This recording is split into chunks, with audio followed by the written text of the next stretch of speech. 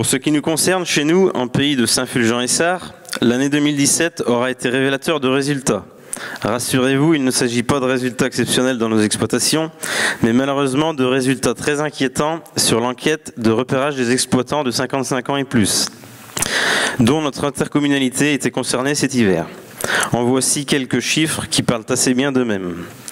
Chez nous, à Saint-Fulgent-et-Sarre, un chef d'exploitation sur 3 a plus de 55 ans. 2 exploitations sur 5 sont concernées, ce qui va représenter en moyenne 25 départs par an à partir de 2020. Même si une cinquantaine de jeunes ont été recensés pour être candidats potentiels à l'installation, il en resterait une cinquantaine à trouver ces prochaines années pour assurer le renouvellement. Inutile de vous dire qu'ils auront bien du mal à être présents à l'appel. Bref, comment s'étonner de cette chute du nombre de candidats quand l'on voit les contraintes du métier qui s'accumulent et le prix de vente de nos produits qui baisse. Toujours travailler plus pour gagner moins. Il y en a ras-le-bol. Ces dernières semaines encore, sur notre canton, comme dans d'autres cantons très certainement, il a fallu réviser, réviser la carte des cours d'eau. Tout ça pourquoi ? Pour encore nous en mettre plus de ZNT, qui elles-mêmes sont de plus en plus larges. On a très bien compris, on nous pousse tout doucement vers le zéro phyto, comme si nous étions des irresponsables utilisateurs des phytos.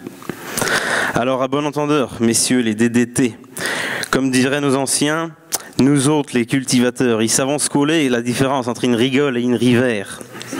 Bref, trêve de plaisanterie, notre canton en sait pourtant quelque chose avec le bassin versant de la Bultière qui, grâce à nos efforts, nous, les agriculteurs, obtient encore de très bons résultats sur la qualité de l'eau.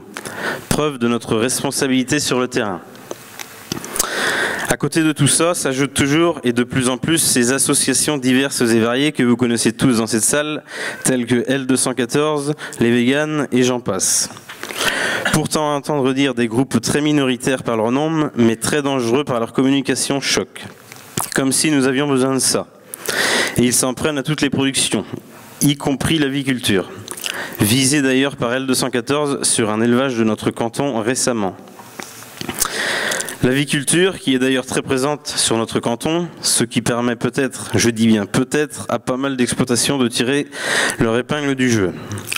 Alors autant dire que les véganes et les L214, eh bien ils peuvent rester chez eux à brouter leur gazon ou licher des pierres de sel, car nous avons bien mieux à faire sans eux. C'est-à-dire tout simplement produire de la qualité, comme nous savons très bien le faire, et tout cela dans le respect de l'animal. Voilà, tout ça pour dire qu'avec tous les bâtons qu'on nous coince dans les roues, il faut sans cesse se battre et rester unis pour arriver d'avancer. La belle preuve, demain encore, où il faudra descendre dans les rues de La Roche-sur-Yon pour se faire entendre. Enfin, entendre, je l'espère.